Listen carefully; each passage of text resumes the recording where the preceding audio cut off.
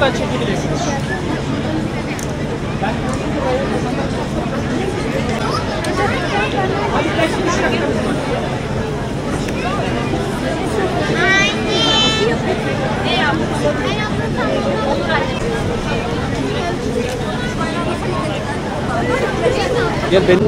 أعوذ بالله من الشيطان الرجيم.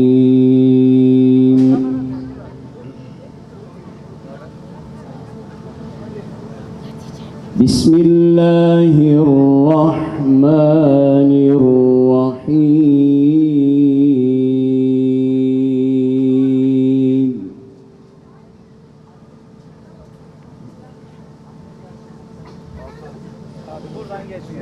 ومن أظلم ممن افترى على الله الكذب وهو يدعى إلى الإسلام ودين الحق ليظهره على الدين كله ولو كره المشركون. Aslında 7 Ekim'den bugüne, yani tam 300 günde ne oldu onları biraz konuşacağız.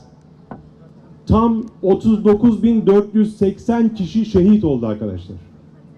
Bugün öğleden sonra itibariyle. Yani birkaç saat içerisinde rakam arttıysa onu bilemiyorum.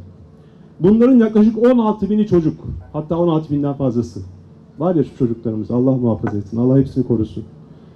En çok korktuğumuz şey de o zaten. Bir dağ gibi Allah'a tülesine her biri bir dağ gibi. Vur vur vur vur Siyonizme vur. Vur vur vur vur emperyalizme vur. Vur vur vur vur diktatörlere vur. Vur zalimlere vur. Sizler Allah'ım İslam ateşi, devrim şafağı, tattım sohbeti. Vur vur vur vur Siyonizme. Aleyküm, hepiniz hoş geldiniz. Biliyorum az önce tempo çok yükseldi ama düşürmek zorundayım. Çünkü biz aslında bugün bir şehidi uğurluyoruz. Normalde 300. gün için plan yaptığımızda Heniye'nin bir çağrı yapacağını da bilmiyorduk. Bu çağrının ardından şehit olacağını da bilmiyorduk. Ve normalde programda böyle bir konuşma yoktu. Ama şu anda direniş liderini şehit ettiler. Ve yarın onun cenazesi var. Bugün onu uğurlama günümüz. O yüzden elimizde olmayarak tempoyu düşürüyoruz. Ve ben elimden geldiğince, dilim döndüğünce onu size kısaca tanıtmak ve hatırlatmak istiyorum. Evet, bugün kafire karşı şiddetli, dostuna karşı şefkatli bir lideri uğurluyoruz. Bir lider düşünün ki ülkesinin kaderine yazılan bütün acılar ve kederler onun hayatına da damgasını vurmuştu.